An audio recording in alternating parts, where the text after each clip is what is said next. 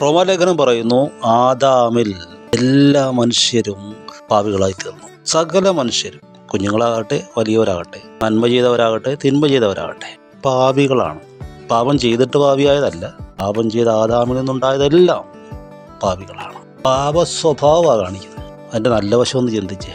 ക്രിസ്തുവിൽ എല്ലാവരും നീതിമാന്മാരാകും. വെള്ളത്താലും ആത്മാവിനാലും വീണ്ടും ജനിച്ചവൻ, അവൻ നീതി പ്രവർത്തിക്കുകയല്ല, അവനിൽ നിന്ന് വരുന്ന നീതിയായിരിക്കും.